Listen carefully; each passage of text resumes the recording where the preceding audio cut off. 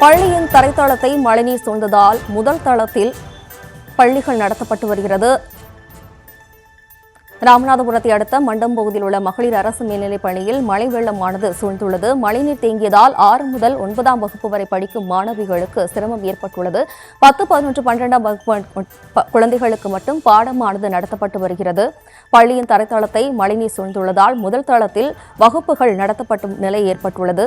மழைநீர் தேங்கியதால் 6 முதல் 9ஆம் வகுப்புகளுக்கு விடுமுறையானது அளிக்கப்பட்டுள்ளது. கூடுதல் விவரங்களோடு இணைகிறார் நமது செய்தியாளர் பூபேஷ். வணக்கம் பூபேஷ். விவரம் வணக்கம். ராமநாதபுரம் மாவட்டம் ராமேஸ்வரம் மண்டபம் உள்ளிட்ட பகுதியில் இந்த டிட்வா புயலின் காரணமாக கனமழையானது 2-3 நாட்களாக வெளுத்து வாங்கியது. அதன் அடிப்படையில் ராமேஸ்வரம் தீவு மற்றும் அதனை ஒட்டியிருக்கக்கூடிய பகுதிகளில் மழைநீர் ஆங்காங்கே தேங்கி மக்கள் கடும் அவதிக்கு ஆளாயிருக்கின்றனர்.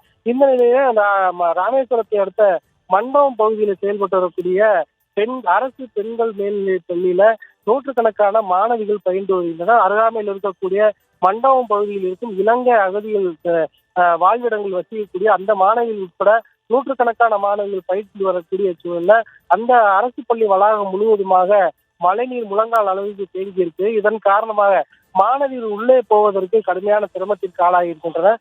இதனையொட்டி அந்த பள்ளியில் பயின்று வரக்கூடிய 6ஆம் வகுப்பு முதல் 9ஆம் வகுப்பு வரை படிக்கக்கூடிய மாணவிகளுக்கு தற்போது வரை அங்கு பயிற்றுவிக்காமல் விடுமுறை அளிக்கப்பட்டுள்ளதாகவும் 10ஆம் வகுப்பு துவங்கி 12ஆம் வகுப்பு வரை உள்ள மாணவிகள் மட்டுமே முதல் தளத்தில் படிக்க வைக்கப்பட்டுள்ளதா பெற்றோர் தரப்பில் தெரிவிக்கப்பட்டுள்ளது.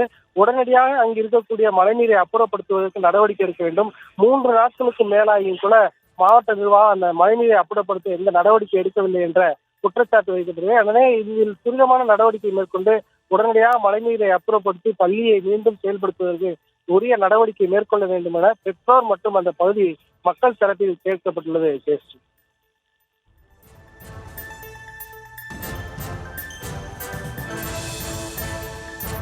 விவரங்களுக்கு நன்றி பூபேஷ்.